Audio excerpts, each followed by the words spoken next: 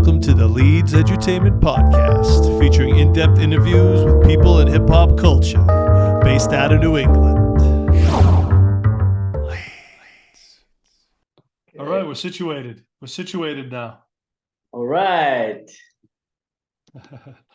We had to move around for people just tuning in. We had to move around to get the right location because it is 10 o'clock in South Africa, where our guest here, Honored Moocher, is from. Yes. And on that note, I'd like to welcome everybody to the Leedz Edutainment Podcast. Like I said, with very special guest, rapper, producer, Honored Moocher. Good to have you, brother. Thank you for having me, man. Glad to be here. We've met each other in a COVID era. We've worked together, and now here we are. And this is the power of the internet. You're in South Africa. I'm in Boston, Massachusetts, Wow. United States. Wow. I've never been to Boston. I did New York, but not Boston. How far is it? How far apart are they? 4 or 5 hours, depending on traffic. Could be 6 or 7. Damn. Is that if you drive? Yeah. Oh, wow. Okay, that's far. Might be quicker with the train, actually. Now I think about it. Okay, cool. How different are they, would you say? New York is about 5-6 times bigger city than Boston.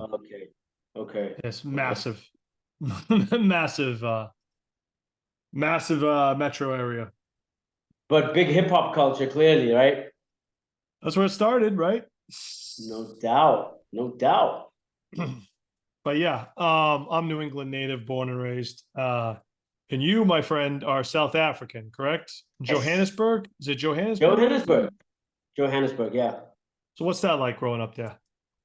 Well, initially I was from Maseru, right, which is 4 hours away from here.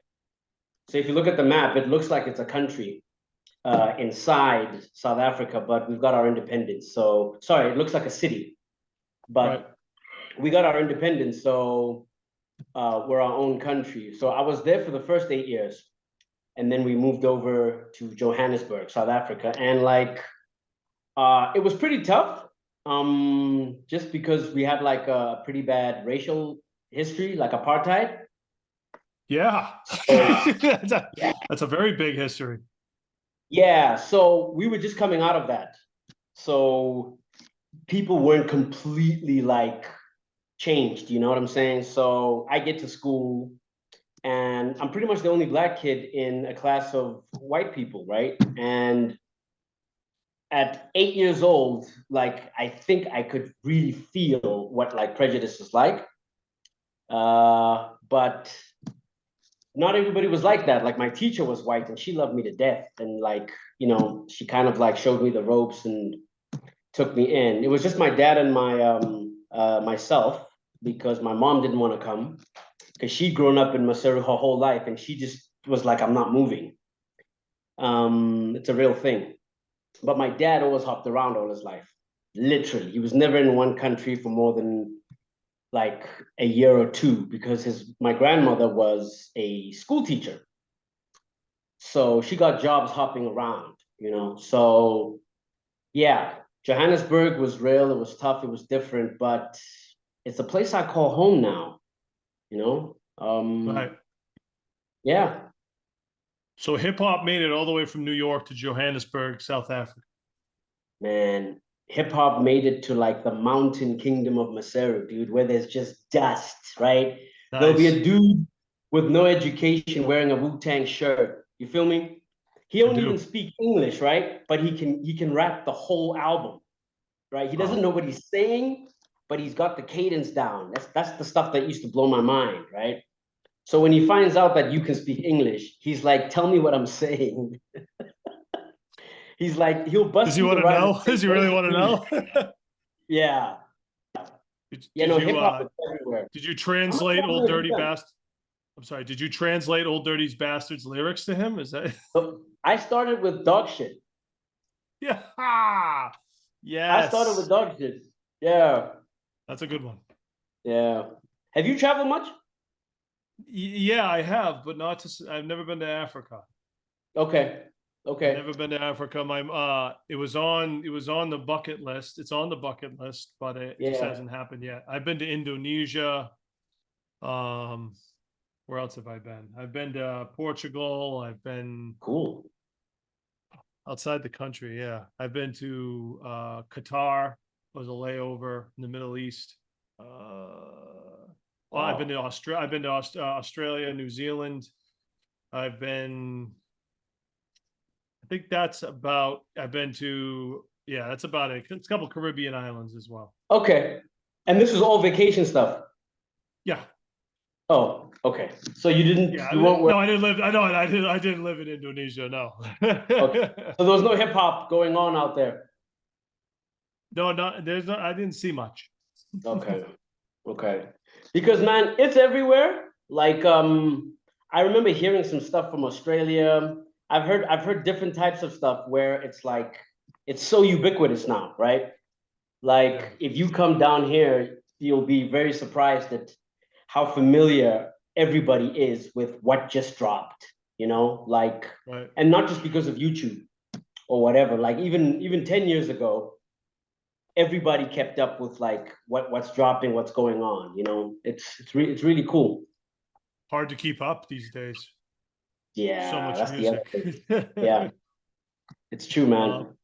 Dad, the more I read about music in general, it's like it's lost so much value. The songs itself have lost value. Now, if you look in the whole grand scheme of an artist and their ability to make money with shows and merchandise and licensing, but the songs itself, the value in them is just so low. I mean, you get like and now you don't even get a penny for a stream. You know what I mean? And but you need the songs to be a catalyst for your other ways of making money. So it's not like it's black and white, like it's worth nothing, but it's not. It can be actually worth nothing if the artist is not famous. See what I'm saying? It's kind of crazy. Man, It's sad. I am with you. Like I'm with you like 100% because I got a real problem with like streaming like Spotify. Like you'd have to be as big as the biggest artist for those streams to make any sense, right? And they said in this country, to get minimum wage, you would need 3 million streams a month, right? So Well, that's that's the some high school reality of kid. Yeah, it. that's the thing. Like, that's some high school kid telling his mom that, yeah, I want to be a musician, and this is what I am facing. And like, they know that like we can't really do anything about it. I just wish we could be more united, like the actors are doing, right? Where they're like striking because they don't like the whole AI thing. Um, and as a result, shows are like getting delayed, like release dates are getting delayed because the actors want their rights to be done a specific way. So they're not going to work until they're happy with the terms. Like if we did something like that We don't and have a complained union. about We they don't get have a what? union. We don't have a union. Yeah, we don't have a union exactly. So I just wish we did Too many because of us. it makes sense, man. Like we should be able to get more for that. Like with the history of music and how many people have been screwed over the last 5 decades. Like you would just think the culture got better, like corporately, where the art form is like better rewarded. You know what I mean? Yeah, I don't hate I don't hate Spotify because I remember what it was like before they existed, and when the music industry was crashing Yeah. and and streaming didn't exist, and it was very difficult time. I'm sure you remember too. And Mm, it was so hard to get your music discovered by anybody outside of your region because how could they? And even in your region, um, you'd have to press up physical copies of everything. It cost you, that would cost money, and you'd have to hand them out. And yep. it wasn't easy, and you had to physically hand it to them too. Social media wasn't really what it was now. It was a very tough time, and I saw a lot of good artists just quit because it was just too hard. Yeah, You know what I mean? it was just too hard. Yeah. Streaming, it doesn't pay, but there is an element of discovery there. Okay. There is an element of easiness to it. Yeah. And you can build it over time if you put in the work. I've made money streaming. I know artists that have.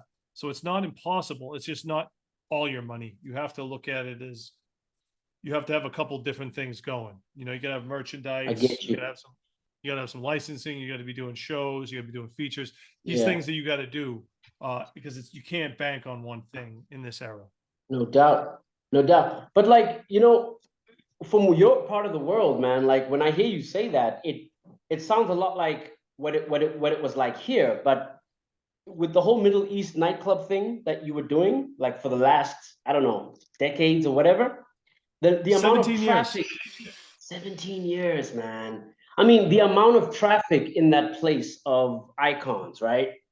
Right. You built a solid network, right? And I mean, the ease, I'm just going to say it because of how it looks, but the ease with which you reach out to these people, even just to be on here or to talk or to get ideas, that is an incredible blessing because, like, for me, like, I had to meet these guys when they were coming to perform in a very, like, odd way, because if I don't have a plug, I'm kind of that guy, like that whole giving out the CD thing. And it's tough, man. You need a certain personality to do that, right? So yeah, like I still think you have it a lot better.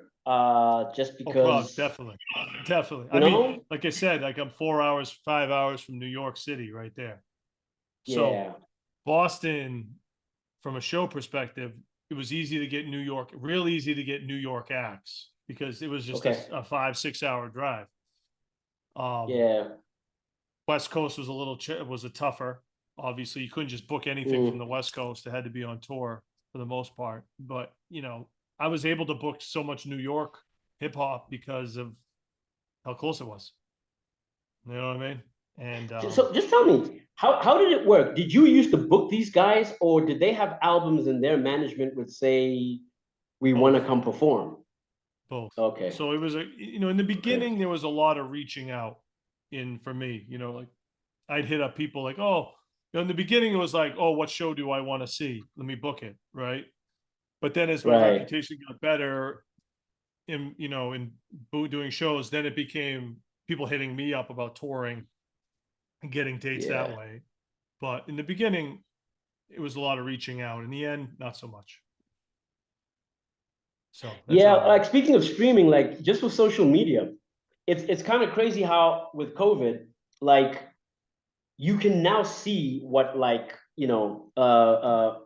famous musicians are doing, right? Like they're open now. They say stuff like they let you into their world. Well, the world they want you to see on you know on their let's use Instagram, right? And depending on what they're about, they even hold competitions now. Like some of them even say, "Send me beats." There's like talent stuff, and it doesn't usually amount to much just because of how many people probably subscribe to that thing, right? But to be able to just interact with these people, if it's them, when it isn't them, but to be able to do that now is also kind of crazy, though, right? Oh yeah, Like you have way with the more device. access. You see more of people, more of your artists you like. You see more of them. You didn't used to see that Yeah, back in the day. Sometimes and it's it can also work as easy. a go Yeah. ahead. No, I was gonna say it's quite interesting because you can now keep up with what everybody's doing. Like that's how I always know what you're up to. Like it's easy. Like it's literally you open it up, which is a great advantage, man. It's a great All right. advantage. Back to you.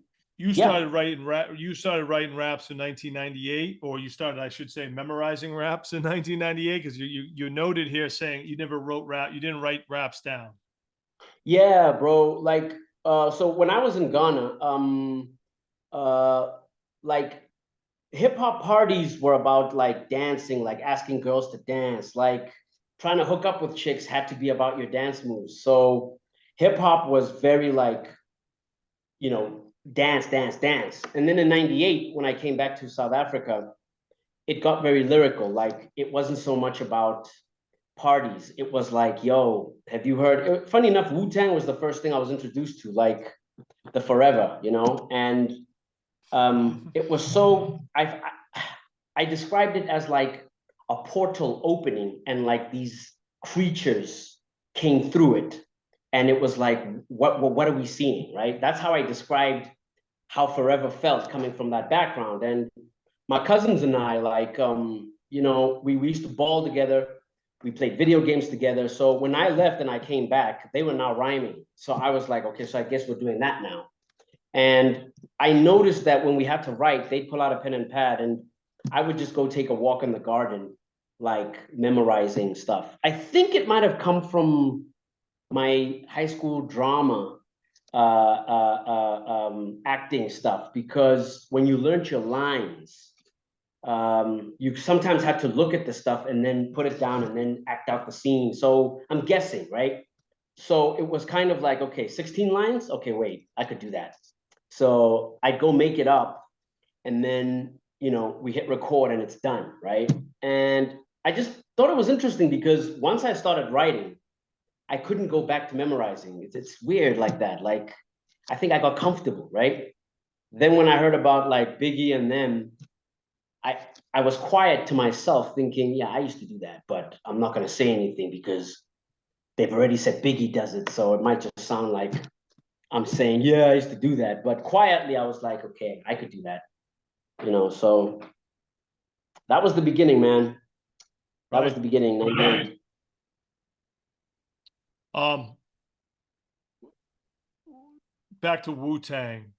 Yeah. Who was your favorite? Who was your favorite member? Oh man, it was Jizza.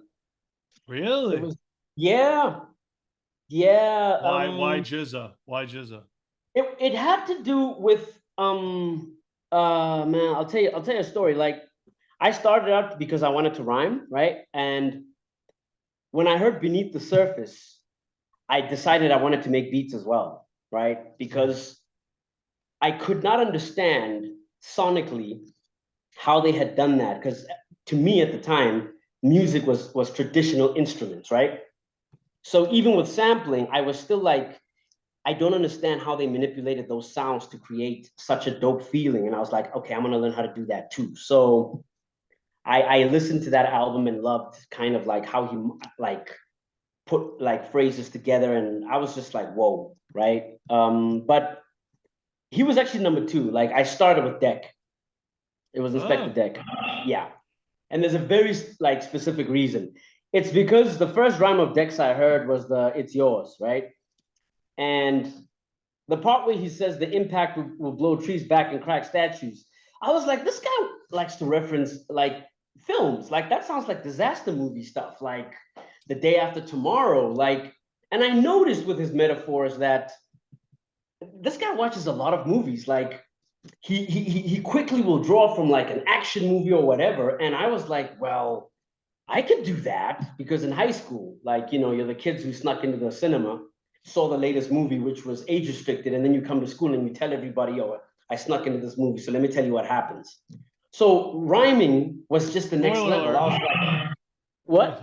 Spoiler alert. Yeah, man. So like rhyming was just the next level, because it's like I could do this with rhyme. So Inspector Deck was the first.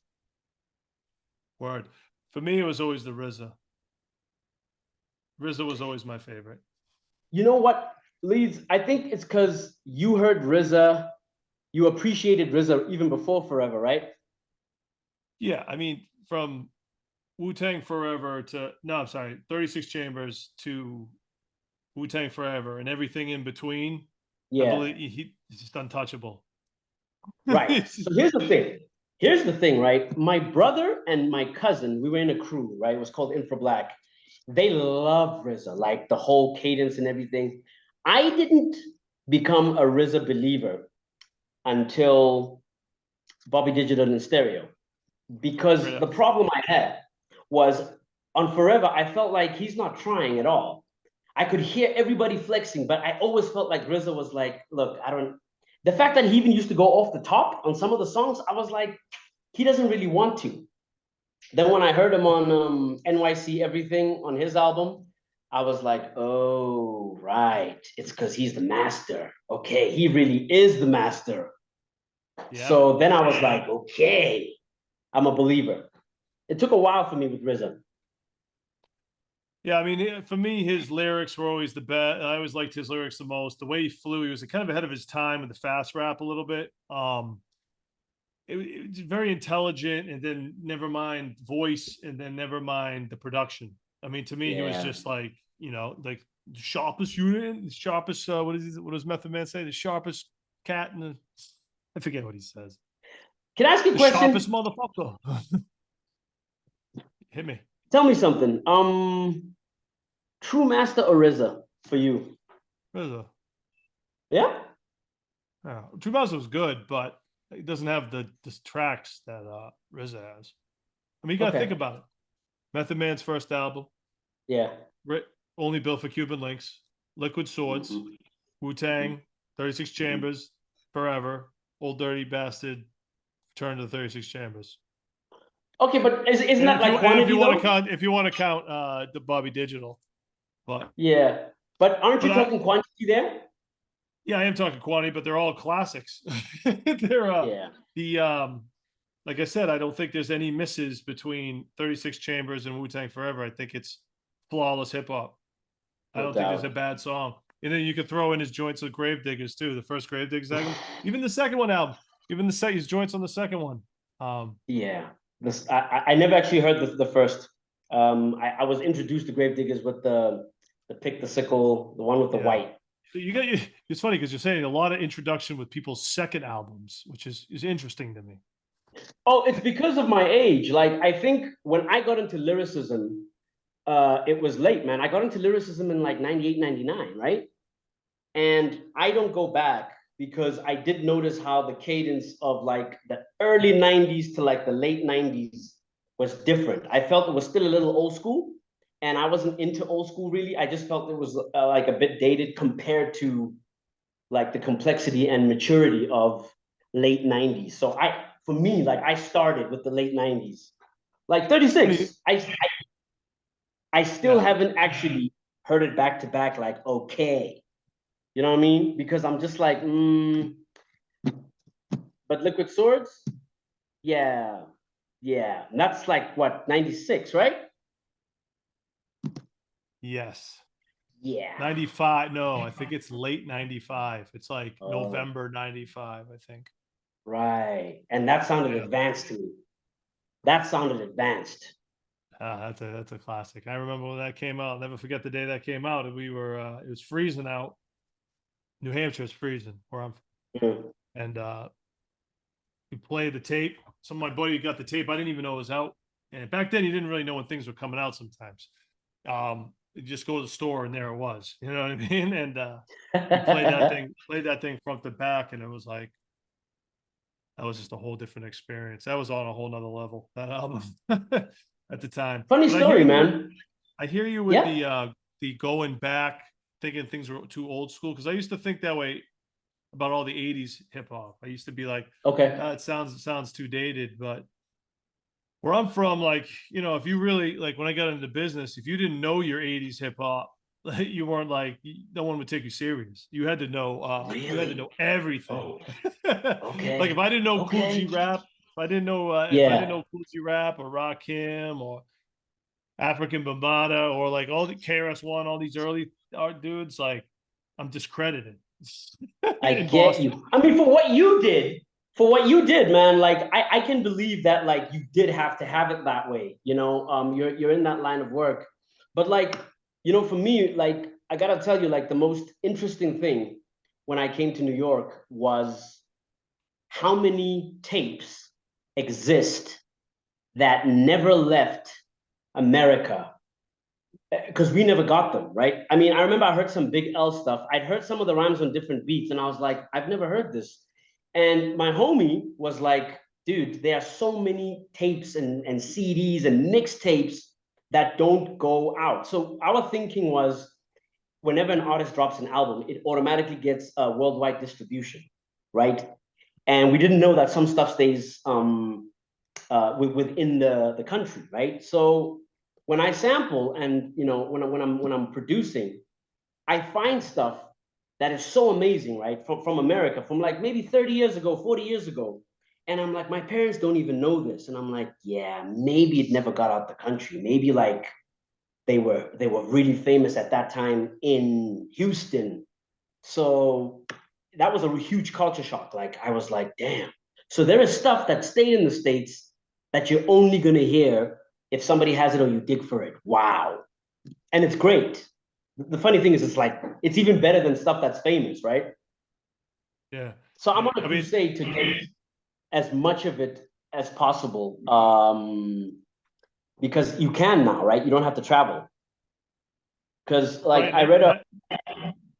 I read Robert Plant's autobiography, right? And I remember he said the soldiers used to bring soul records from America. That's how they got their introduction into like, your Howling Wolves and stuff. And all the way back then, like before they did Zeppelin, like that's how hard it was to get really good stuff. You had to know somebody, right?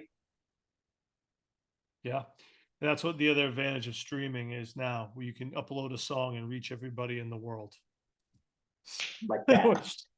That's how, and like again, you just gave another example of how technology can help the situation, but financially things don't add up. I want to go back to you making beats because you're a producer too. It wasn't just the rapping; it was the producing. And I read that you made your first beat only using the sound a computer makes when it's turning off and on. Yeah. That's So, interesting. okay, so the year is 1999.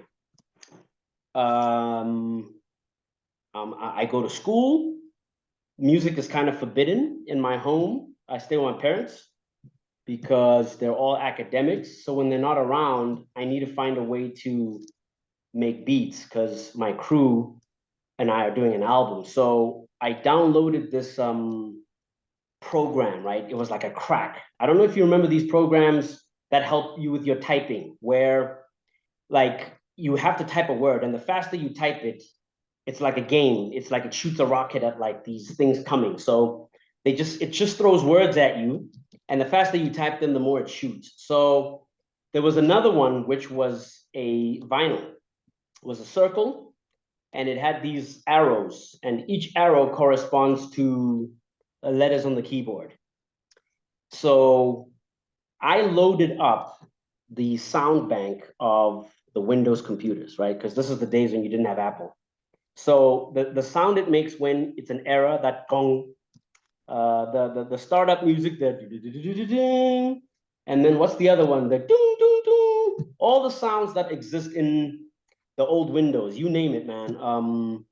The sound of the modem. So I loaded those into this program, and I literally, dude, like would create drum grooves using those sounds till like it sounded right to me, right? But it was really, really underground and choppy.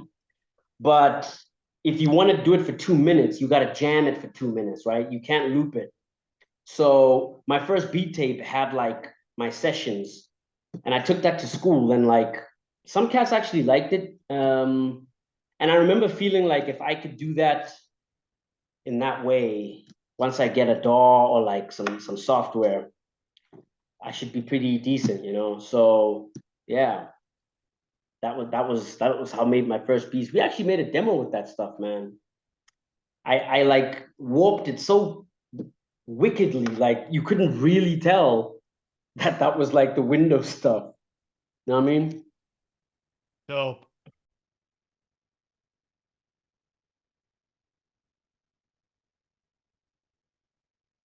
Ooh, I think you're on mute. And we are back. I was muted. So we talked about the rapping. We talked about making beats. You also started battling, correct? You entered the 8 Mile sponsored battle in South Africa. Yes. Talk about that. So yeah, like so the movie dropped. I'm sure you have memories of what that was like. Yeah, everybody Um, battled. is that what happened over there as well? Oh my My God, man, it was everybody battled.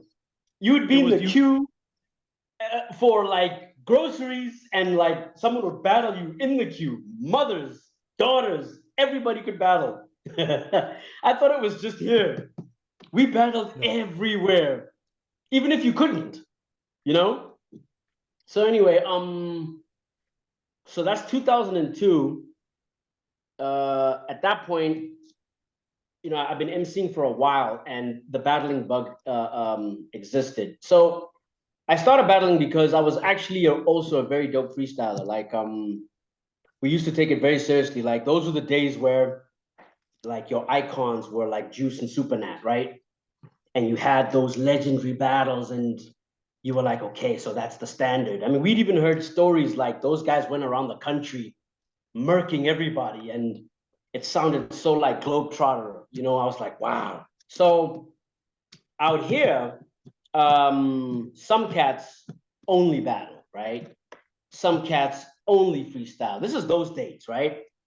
And I'll never forget that my own interpretation was to be that nice at one of those things takes away from being equally nice at something else. So I was basically saying, I've noticed that the guys that battle are supreme, but you might find that you make better records than them. The guys that freestyle are incredible, but you might find that, like, same thing, their best song versus your best song, not quite the same. And I understood it because I was like, it's a demanding discipline if you're going to do it competitively, right? So, you know, I still, you know, did the battling thing. And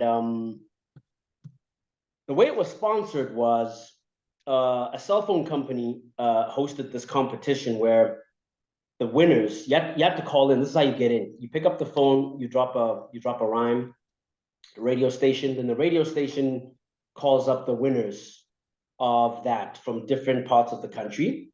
We meet at the radio station and we do like a little preliminary battle. They hype it up, and then they have a venue where the winner gets to go see D12 in, I think it was London. You could actually meet the guys. So that was the prize. Like, if you win, there's no money. If you win, you get a cell phone. It was Ericsson. Ericsson was sponsoring it. That's it. Yeah, you all expenses paid. You go over there. You meet D12. So yeah, I get to the final, right? And I gotta tell you, dog, I murked that guy, right? You gotta understand. And it was crowd driven, like where they're beating on the stage, like it was like made of like wood. So that's how they respond. And I beat it, right? And the crowd is like loving it. And then like there's 6 judges and they say it's a tie. And then the entire crowd goes, "What do you mean? No!" So then we go into extra time, and then we do like another round. Then he like takes it, and then that's it. 2 years later, was it? Yeah. I bump into a friend of mine who basically tells me that, like, dude, his crew was like 3 of those judges were like part of his group, man. And I was like, "You mean it was fixed?" He's like, "Yeah." And I was like, man, I don't ever want to do this again, because it started making me think of like competitive sports like boxing, or like at the time, okay, in our country, cricket. One of our greatest players got exposed. He confessed to fixing games for like a decade. And he was like a really great player. And he confessed and he said, "I've been fixing games." And it crushed his career, and people stopped watching the game.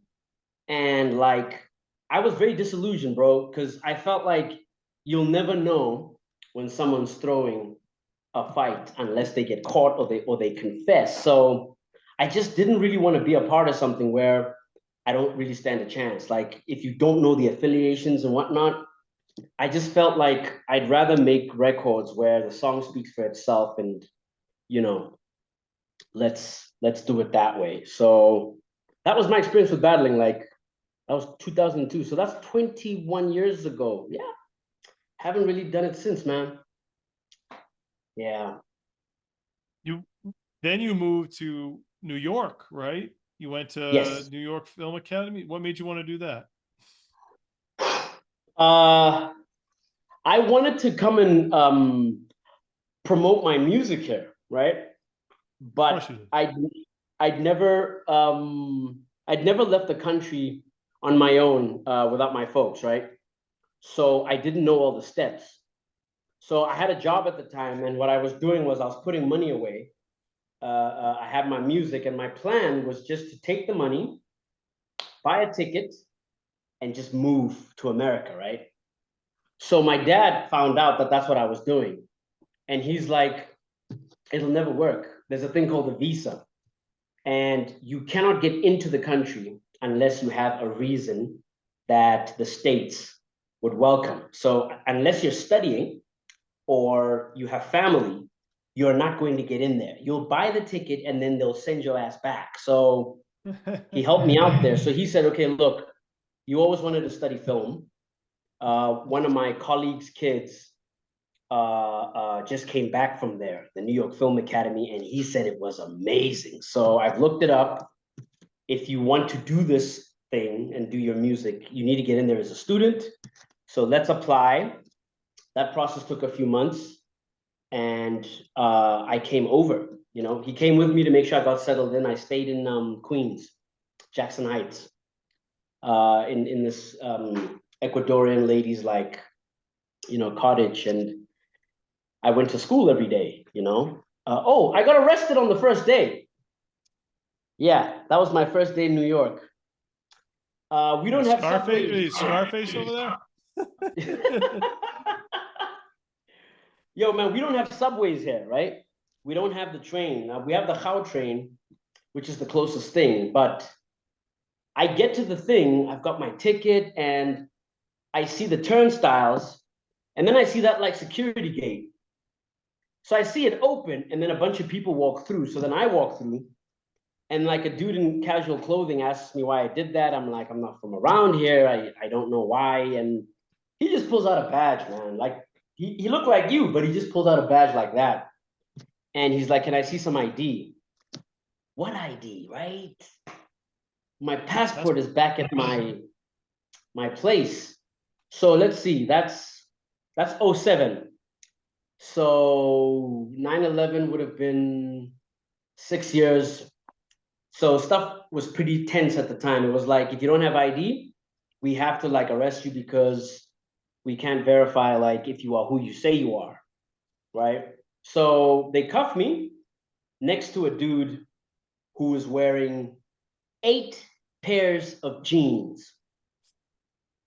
He was being searched for like 45 minutes. I think they thought he was like a dealer. So they were like, "Where's it at?" Yo, Leedz, this guy had so many jeans on and they had so many pockets.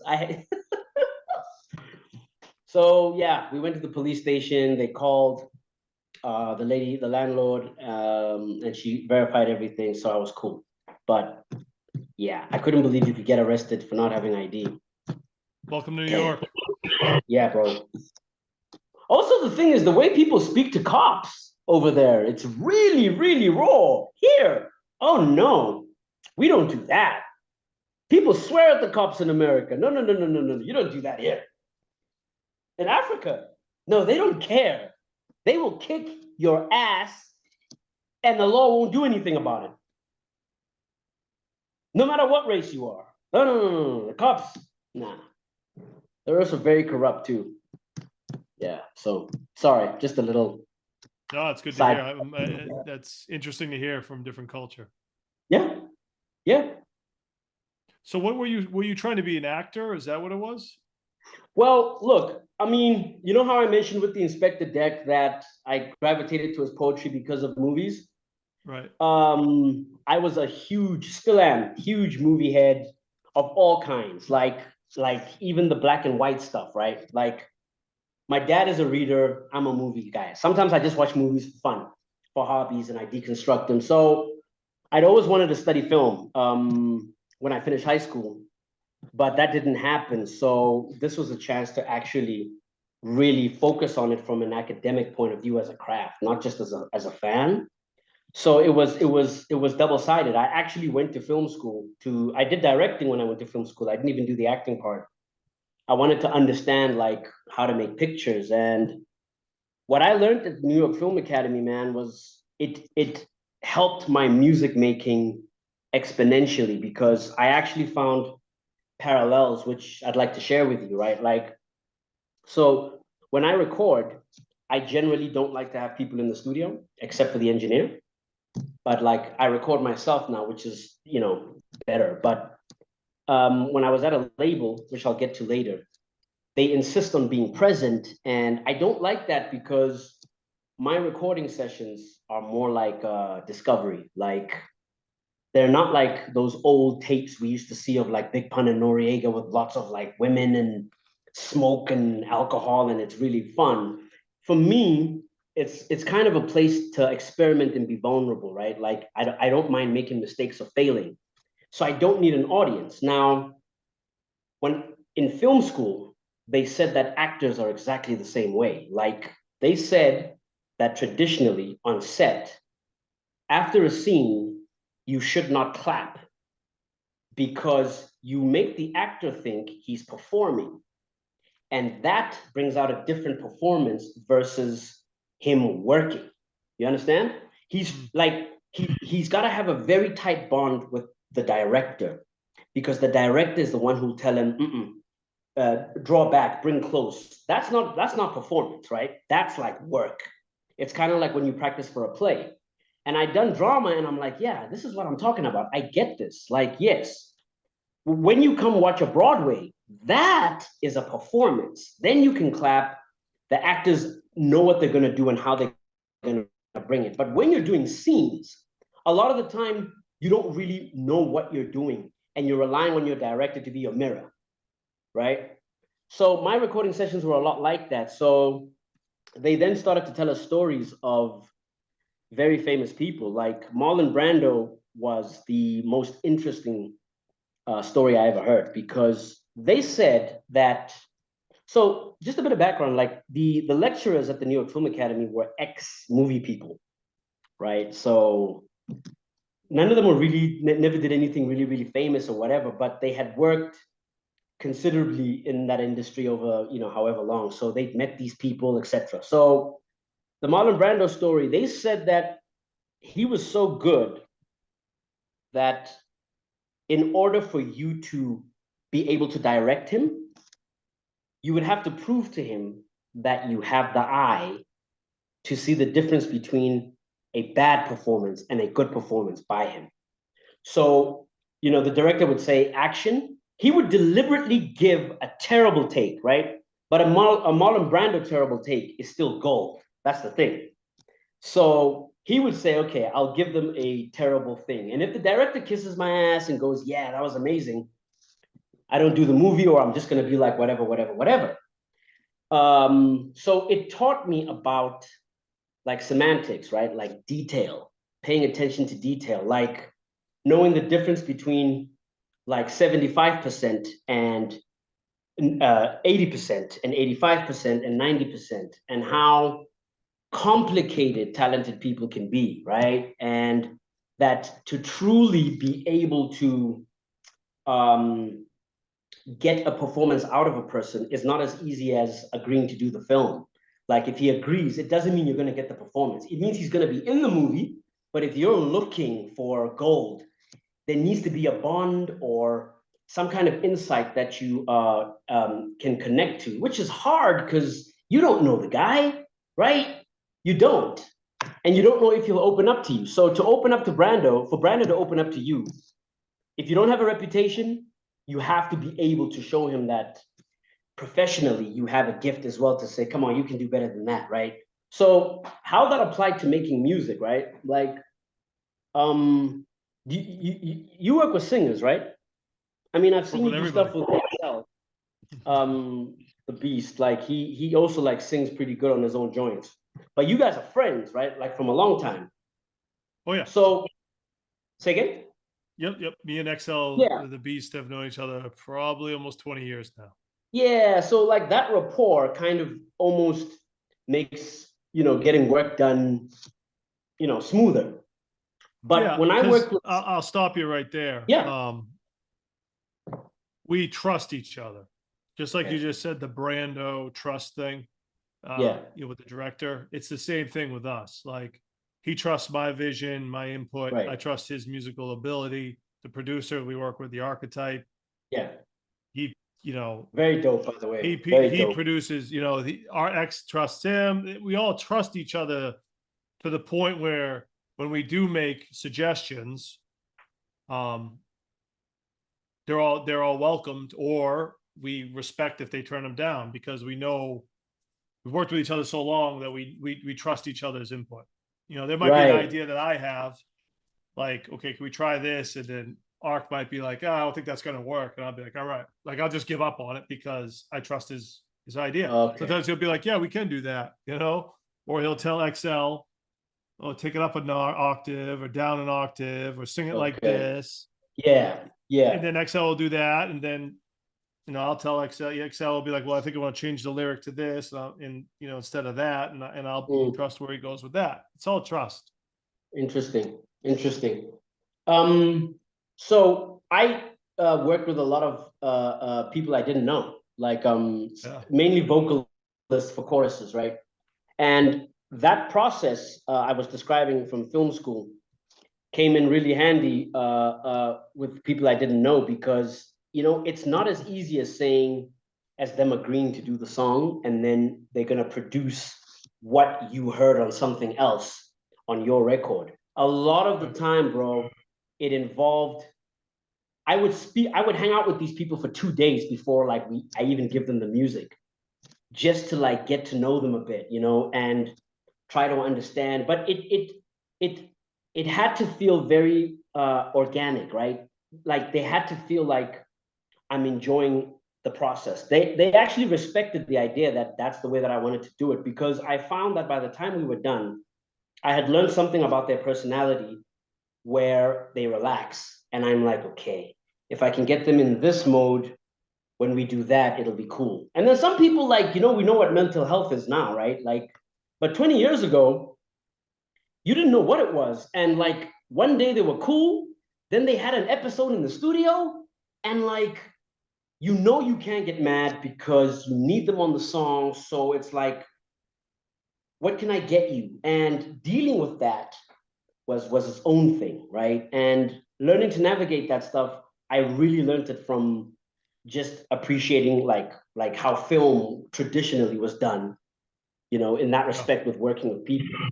Like when they also told us about Gene Hackman, just little things like he would like to get to the set like a day before, just to see it getting built, not because he has anything to do with it, but because that's his thing. And like I took that shit really seriously, because I was like, that's how much it matters to him, like to get in the zone, right? Like that's his creative foreplay. So unlike most like rappers, that there's a little bit more of an artistry just to my approach in that respect. And like, I think it adds value, man. So yeah, films and making music are like yin and yang Yeah. for me, yeah. It's funny because as a kid, music was in movies were parallel, right? Like I watched movies, I played music. Those were my two big hobbies, right? Okay. Um, I always thought I was going to go to school to be a movie director, like you know what I mean. Yeah. Like I thought that that's where I was going with it. You know what I mean? And but I lived in Boston, so Okay. there wasn't really, and like I one of my bigger regrets was not doing like theater and film stuff in high school, because they did have a program. It just didn't, it just didn't look cool enough for me, I guess, at the time. Right. And I was getting away from film a little bit and going more into music at that point as a teenager. But what I realized is when I was putting together, I would put together mixtapes and I would put together compilations, and I even produce now from the eyes of a director. It's like I'm painting you this picture of a movie, creating this Okay. movie, and that's kind of how I envision things. I try to give it that epicness, and when I put together a project, so it's like it's It's still funny in me. because I think that's now that you said that, Having seen some of the videos for the last album you did, bro. Worker among A workers. worker among Workers. yes.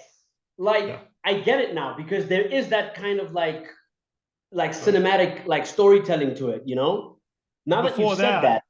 Before that, it was, there's two other albums there, but before the albums, it was mixtapes. It was mix CDs that I would sample movies, put movie samples in between the transitions of the songs. I would create this whole theme. I mean, that's what I did. That's dope, man. You It's gotta send me one of it- those mixes, dog. Yeah. Well, it's illegal sampling, but at the time that was my introduction as a mixtape. And before those mixtapes, before those mixed CDs, I should say, it was, mixtapes on tapes, no movie samples, but it was always this ride. It was like creating this ride.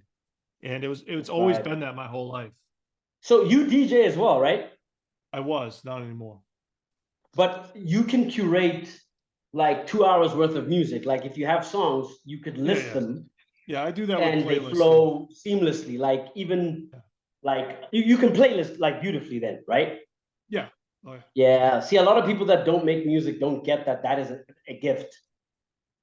Yeah, sequencing an album is like my specialty. Like making the songs is my specialty too. But what makes me, I think, stand out from others is my my ability to sequence an album and take you on this cinematic epic ride, as you would say. Right. I think that's always been really my gift. I can envision how this album, like listen to the songs and figure out how to make it ride. No doubt. I'm really good at that. I'm not trying to blow it too much. It's just something I've been doing my whole entire life. So it's like, it just comes, but that comes from watching movies. Yeah. You know what I mean? The ability to translate a story on film, I can do it with music. No but doubt. I learned it through movies. Yeah. My brother, I mentor him a lot. And like, sometimes he says, where do you get all this wisdom from? And I'm like, dude, movies. I get them from movies. And then he's like, no, but come on, that doesn't count. And I'm like, no, listen, as much as that stuff is entertainment, the reason it's so believable is because it's based on real life. Like people don't theoretically smoke weed or do drugs and then think of something insane and then say, hey, that would be a cool like scene. No, like they do a lot of research into characters, into if it's a movie about trauma, they interview people. So you're getting people's like real stories. Yeah, sure, they lie about or they tweak stuff, but a lot of the stuff that we see in film is based on art imitating life. Like it's real. So really good, like a really good screenplay. Really good screenplay, That's why you'll see good actors, they'll jump on board just because the screenplay is good. And they'll take and if they're really smart and good, they'll take less money just to be a part of something that maybe, is just that good. The work's that good. You know what I mean? Yeah. So movies are very educational for me too. Yeah. I've learned a lot. I mean, that's why I like real dramas. That's why drama is my favorite genre, because that's more based on reality versus action or, horror or like fantasy. Like I don't like those, against those movies, but those aren't my go-tos. I watch drama and I like something that I can connect with.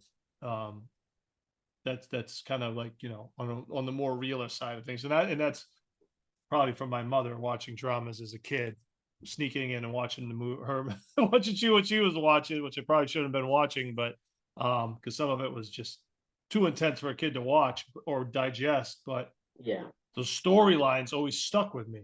Sometimes she kicked me out of the room, but those storylines would always stick with me, like it just always, to me, that's what grabs me. It's like, what's this storyline? What I mean? Because I've seen so many different, the storyline is, to me, what separates everything. Yeah. So like you see at film school, because I was doing directing, one of the modules is how to direct actors, right? Yeah. Which again overlapped into how I direct singers. A lot of the time it's better if they know. You get some singers that are just like ill. They're like rappers where as long as they've got the rhyme, they're gonna do their thing. They have harmonies. But one thing I'd like to tell you about, if you've never done it, the best results I've ever gotten with working with like vocalists, singers, like, and I'm not talking people you know, I mean someone else. I had a friend who was he was the lead singer of a band, but for his day job, he was a vocal coach, right? And I saw him. He's the kind of guy that can, you know, sit in the room and literally just say, just tilt your head up a bit. And he's like, try it. And the difference is like, it's like that different, right? And the singer looks at him like, wow, what else do you know? And he's got these little things like, no, no, no, you're doing it like this, try this, right? It's like Mr. Miyagi stuff, right? And Technique. when he's helping with harmonies, dude, it is like, and he's fast. So I did learn that vocal coaches, when they work with vocalists, technically can just achieve wonders, you know? So Yeah. anyway, back to like the directing actors, like it was always interesting how when, you know, the actor's picking a character, he needs to know a lot about like, you know, that character, like habits, like what kind of a guy is this? Like what type of childhood does he have? Like what's his diet? So when I learned about that kind of detail, it changed the way that I watch any movie. Like even if I'm watching a bad movie, I'm looking at the characters thinking, so in real life, what does this guy do for, you know, a living? Like, what's his habits? Like if I look at Keanu Reeves in Street Kings, when I see how he is, how he sleeps in the clothes he was wearing the night before, doesn't shower, gets up, drinks a vodka, I'm like, okay, probably dealing with some kind of like trauma. Is it a breakup? Is it the loss of a loved one? You know, I start thinking that way, even though they don't tell you that about his backstory, you know? So I just think that every character in every movie has a backstory that's very relevant to like everyday life, you know? Like, you know, with the Avengers, like I don't really watch a lot of that Marvel stuff. It gets a bit too much for me. Like there's just too much.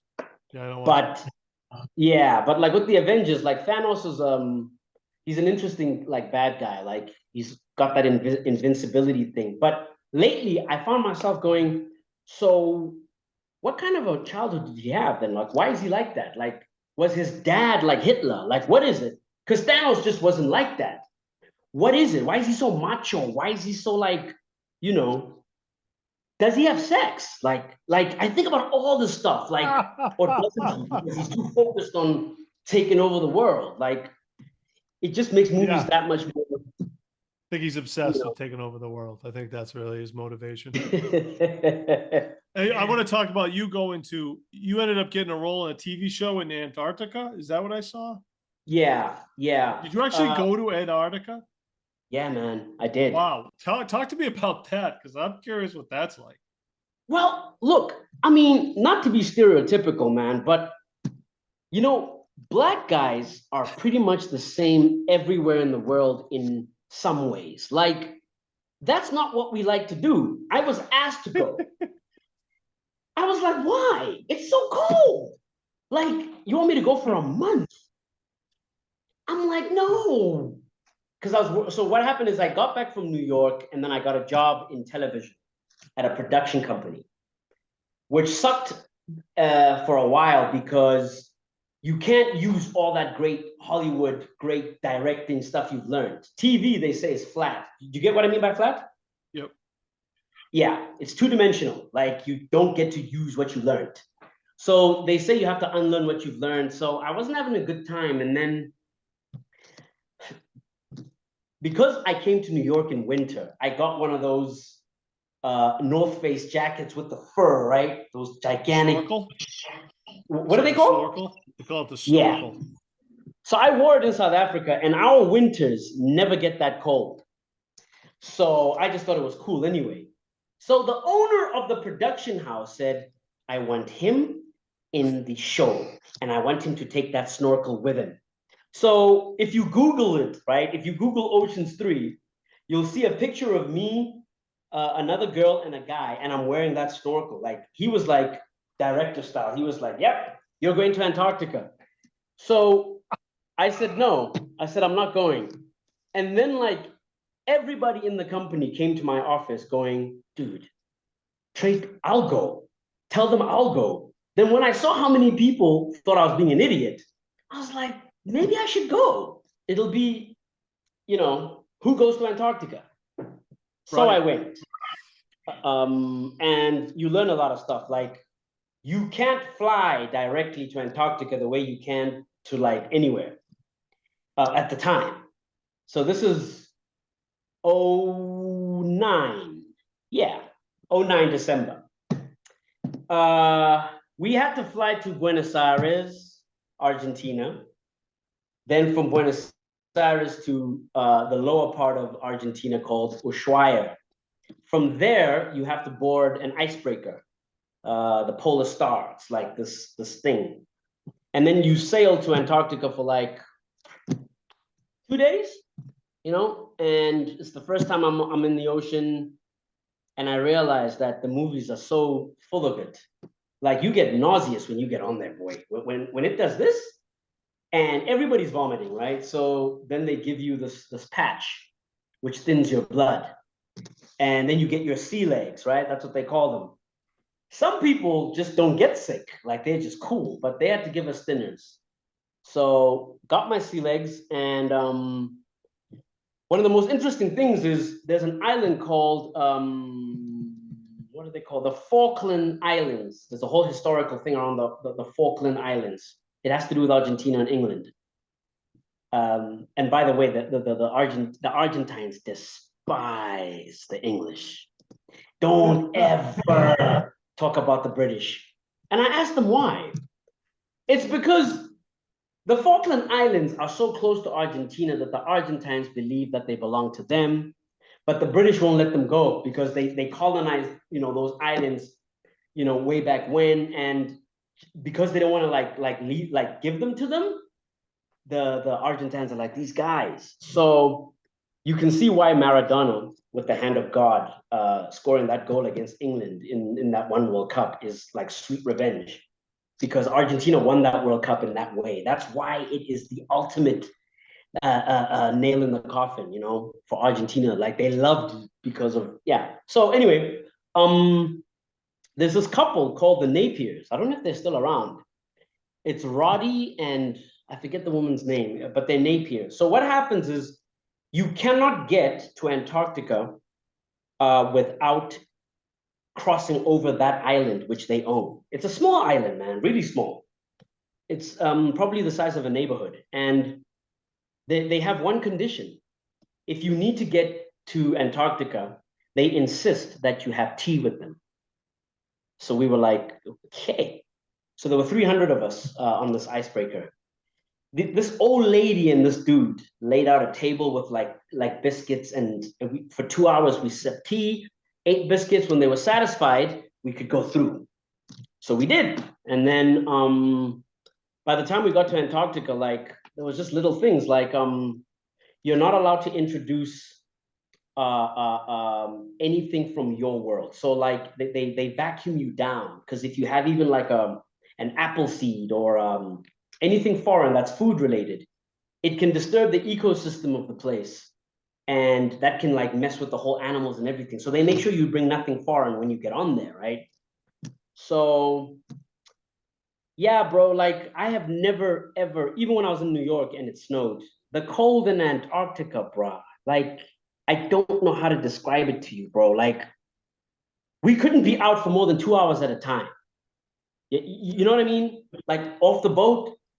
And when it gets windy, my man, it's unreal. So you see a lot of people who don't have technology. It's a very simple life. Quite envious in a way, because the only time they see other human beings is when they're bringing in supplies. Like for 1 month, that's what you do your groceries. Make sure you get everything you need, type of thing. So I guess that really crushed you. That really crushed your dream of being an Eskimo, I guess, huh? That wasn't for you.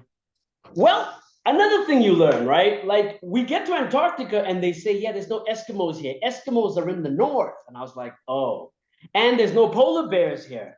Polar bears are in the north. Down here, there's only seals and this and that.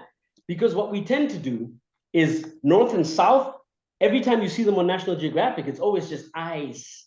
And you don't really make the distinction between north and south because it's also just ice. But Eskimos are more in the north, if I'm not mistaken, and Antarctica's down south. So we were like, oh, so there are no Eskimos. Okay, we only saw seals and penguins and killer whales and some zodiacs, which are like little mountainous ice thingies. They look like mountains in ice, beautiful, like they glitter. We saw some killer whales. At the end of the day, bro, like it was one of the best experiences of my life. I couldn't believe I didn't want to go, right? Like I was like, I must have been stupid to say no. Like it's unreal. It is unreal, man. Like the ocean, but you could die so easily because like on the icebreaker, the barricade isn't all that high, right? Like when you want to stand outside, if you drank, yo, bro, you could go overboard and they would not know till morning. So they say the water's so cold that they say, what do they say on the first day? They're like, okay, if you get in the water, it'll take you 90 seconds to catch hypothermia. It will take us 2 minutes to get you out.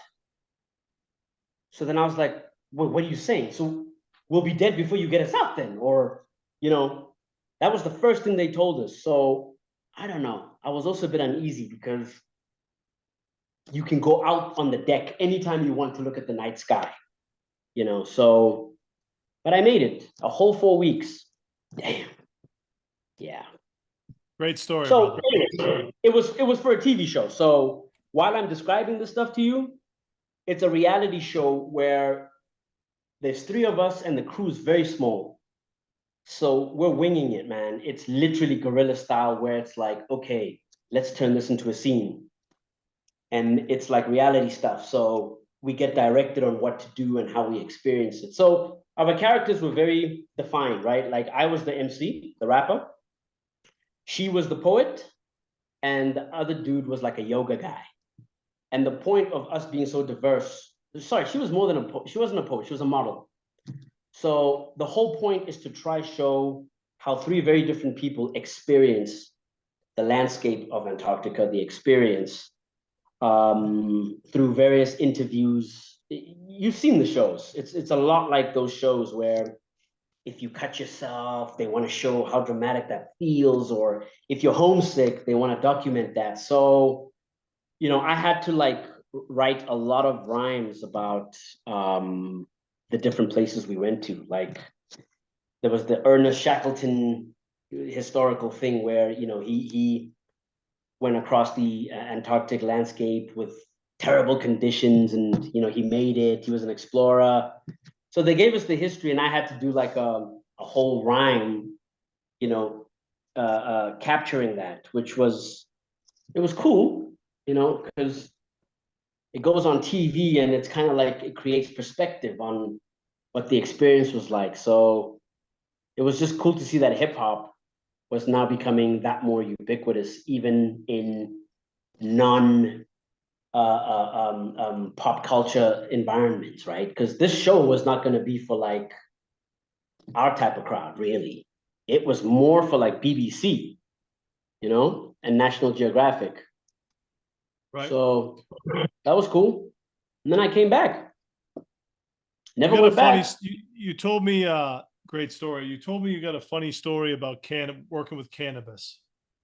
Oh yeah, I didn't actually work with this, but I hung out with him for about 2 days, right? So all right, maybe you can share your thoughts on this part of the business, right? So in my country, when a guy like Big Sean, let's say, or Drake are coming to perform, the opening acts are more or less like him. sound-wise. It's that type of music. But when they bring down like a traditional boom bap guy or anything golden era, they don't get artists like myself and other people that like you represent like to open, right? They get the same dudes that are like mainstream and, you know, like they don't really match. Like you get them performing at that thing, right? And I had a really big problem with that because the dudes that are attending the Canibus, you can believe that they're anti like trap or whatever. So what we felt was that these guys are just using, by these guys, I mean these mainstream artists are using the platform of the hype of this thing, that there's this international act. So it's an opportunity to get in front of a crowd and do whatever, whatever. So I was like, yo, I have to perform at that thing, yo. Like, I have to perform. So they wouldn't let me perform because, you know, they had it all arranged and whatnot. And a friend of mine, he was the plug, right? So we go meet Canibus, right? This is a day before the performance, and we meet him in a hotel in the lobby where we sit opposite him, and he's taking questions, and I'm with my friend, right? He's a white guy, right? He's a rapper too. You know, cool guy. We're cool up until now, like at the moment when we're meeting Canibus, and I asked my questions, and my questions, I was like, look, I'm gonna ask this guy technical stuff. I want to know about his process. Like, shit, I'm not gonna talk about the stuff we can read about. So I asked him about like lyricism, like how he does certain things. And he was very like cool. He explained, he said he does this and that. I didn't understand a word he said. Like in terms of what he was describing, I just agreed, but I didn't understand what and how it worked. But I just was like, okay, cool. My friend, my friend decides to ask him about the Eminem battle, like the beef. But he doesn't ask him. He just says, admit it, Biss. He beat you. Why can't you just admit that he ate you? And I'm so embarrassed, Leedz. Like, you don't understand. He was aggressive, he was obnoxious, and he was animated, man. But Canibus was so cool. Like, lately in interviews, I've seen that he gets a bit worked up when people go there. But when this dude did it, he didn't. He just looked at him and said, well, everybody has their own opinion. And, you know, then he squashed it.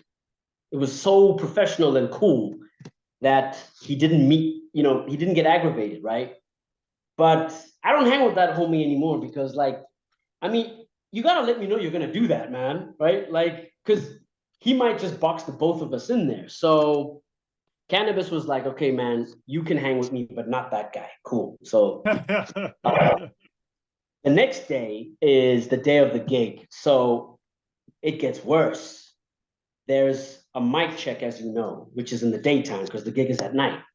So I go with him to the mic check. I know the venue. I talk to some of the people. At this point, I'm still trying to get in to perform, right? So I try to ask Canibus, but he's like, yo, man, I'm just here. Like, talk to the management. I'm like, okay, cool, no worries. So we have a local rapper here, right? He got pretty famous. The only criticism, I think, was he was really, really compared to Canibus, like a lot, like cadence, everything, right? Even the punchline. So he never really outlived that. But what he did was, when Canibus was around, it was the perfect time for them to like do a song together, like on stage.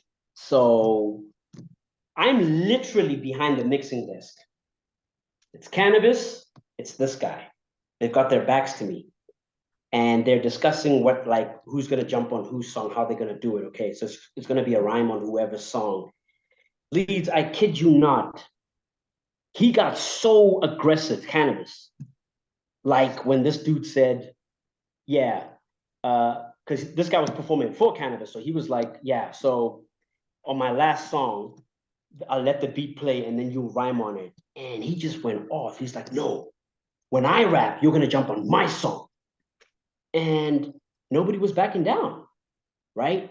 Then they started to swear at each other. These guys just met, by the way, right? They just met. And he goes, okay, you're not who I thought you were. This is the local rapper, who I knew personally.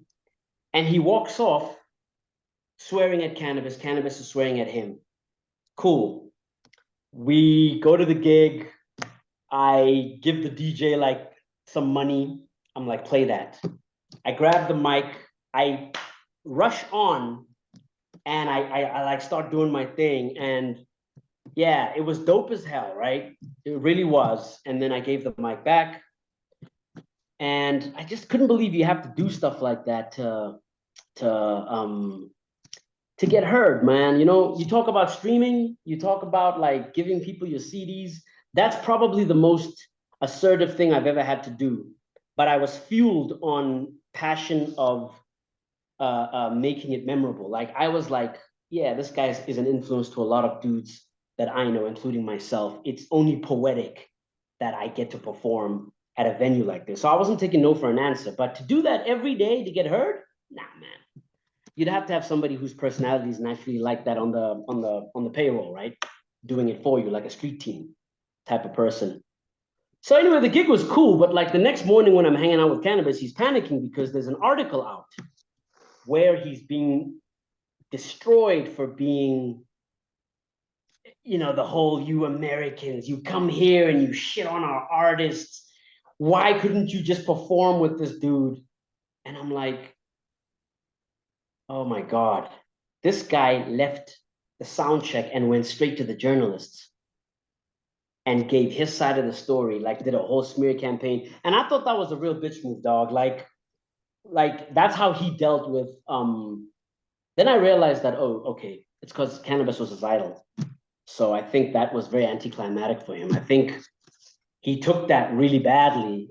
I didn't realize it was because it was his idol. So he went and did that. And then I never really saw Canibus again after that. Like he left. We stayed in touch a little bit, but I learned a lot of things. Like I had wanted to ask him whether he'd come and like, you know, he had time to kill or like, you want to hit the studio, maybe like record something or whatnot.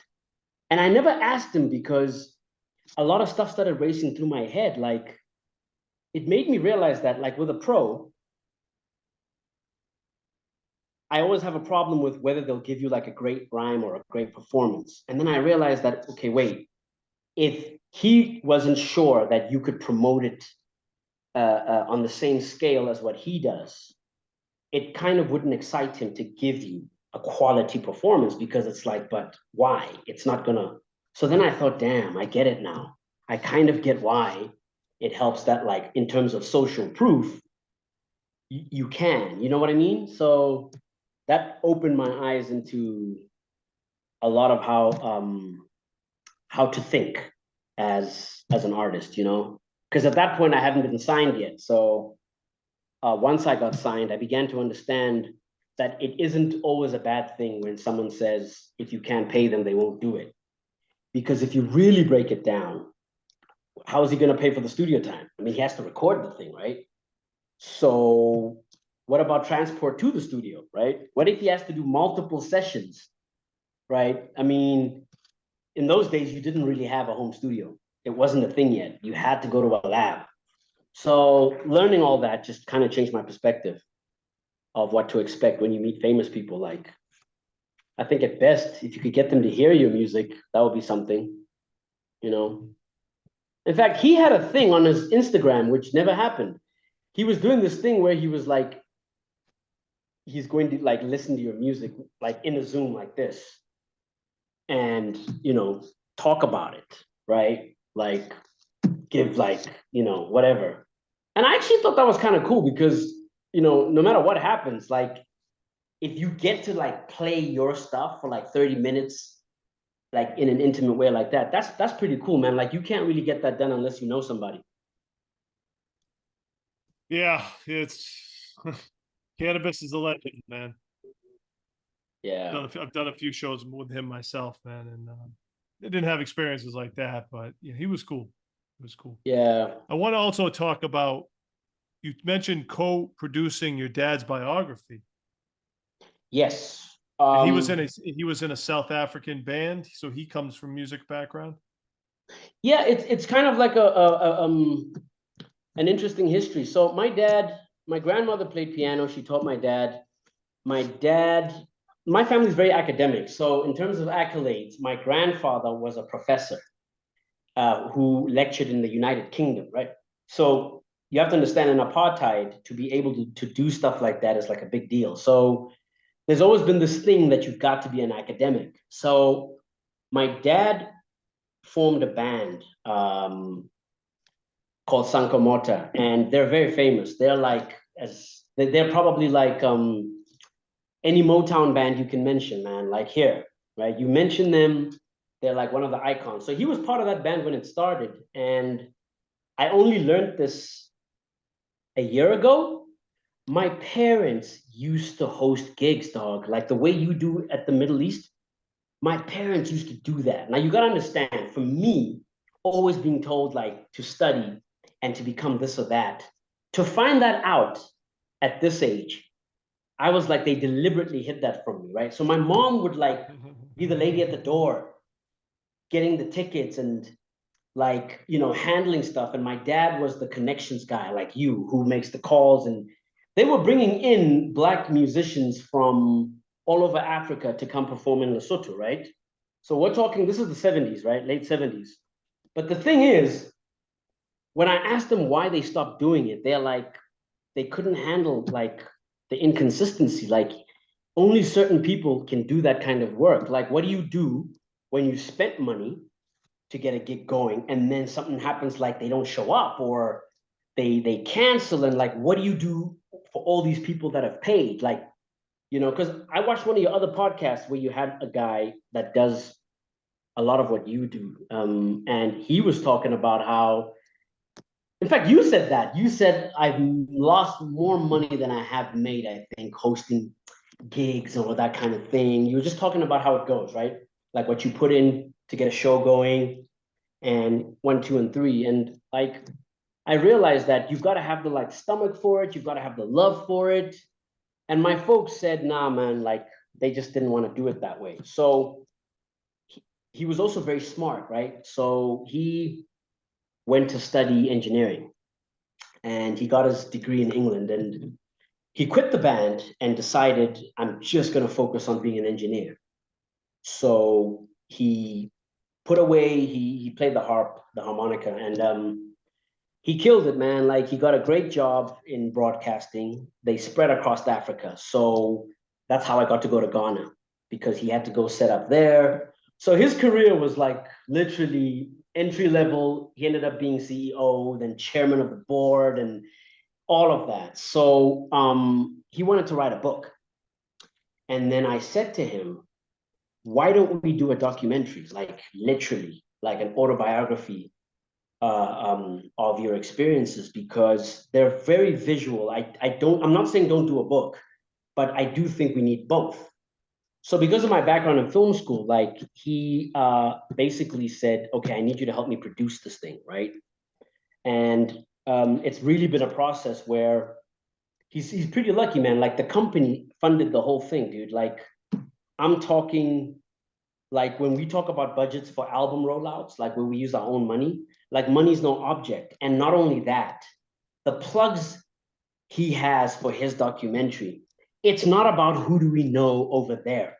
It's we can get it here, which is interesting about music. Like they hired like a consultancy that has a reputation and can plug it. So if you've got the money, you're going to get that product everywhere. It's not even a question of who do we know. So I basically had to contribute with kind of like how to promote it, and I tried to teach him how to think like us, like artists. I'm like, okay, because he's so self-conscious. We've been watching edit after edit after edit, right? And man, because this is his first experience being vulnerable, putting himself out, because it's him, right? It's his stories. He is so pedantic, dude, about little things. And I have to stop him to tell him, listen, you're going to ruin it now. All right. So it's been 18 months. It's done. We got it from 90 minutes to an hour, because we don't think we want to break it in half and say episode 1, episode 2. So we got it down to 90 minutes. I'm an executive producer. I talk in it from time to time. And the highlight was I actually got to learn something about my father, which I didn't know all these years. Like it's amazing how when you tell your story, you can open up about things that maybe you didn't mean to, but they came out because of the process. And I found out that one of his deepest ambitions is to create and inspire more engineers, like from our country, like because he even had the numbers for America and he had the numbers for China. He was like, and he's not just talking engineers, like because we're moving into AI, right? So coding is the next thing. So he's like, America and China produce the most coders now, but he doesn't understand why South Africa isn't, contributing in that way. And it actually has more to do with the fact that there aren't enough academies to develop talent, right? So what we hope to do with this documentary, the real purpose is because of how it's going to be everywhere. We want to use it to go on like a tour, right? To schools, to try and show these kids that my dad grew up without a father. His mother was a school teacher. He had no money, but he was able to end up being the CEO of like a really big company that did all kinds of things. So he wants to use the docu, which tells the story, to say, if I did it, not only can you guys do it, I'm going to show you how, right? And we want to go on tour with that to try get these kids to like think outside of their circumstances. You know what I'm saying? Like, and how we do that is not just with like inspirational talk. We want to build academies where there is no real criteria except for enthusiasm, right? So if you come from an underprivileged place, but you have a brain on you, right? You can get into this place and develop those ideas and then end up becoming whatever it takes. So he's got the support of the owner of the company, right? Who's like a billionaire. And this guy, the billionaire, had this idea 15 years ago, but my dad was too wrapped up in the corporate stuff. But now that he's retired, he's like, damn, this is a good time to go do that. So that's kind of like what I'm helping him with on the side, when Right, I'm man. not like making records and shit, being being that guy. Nice. Well, but we got to wrap up here. Is there anything else you want to plug before we wrap up? Yeah, man. I dropped an album like this year sometime, Red Mercury. So it's on Yeah. Bandcamp. It's all streaming platforms, but it's basically, you hit Red Mercury in Bandcamp, you'll find that. But it's Honored Moocher at bandcamp.com. I also dropped an EP like a month ago. My new album's coming out, which we need to talk about. Like early next year. Yeah, it's called Evil Genius. Yeah, it's pretty cool, man. I'd like you to check that out when it drops. Definitely. Yeah, I'm very happy with it. That's what's up. Yeah. Well, brother, it's been great reconnecting with you, man. As always, you got a lot of great info out there, insight, man. You've seen a lot of the world too, and it's pretty impressive.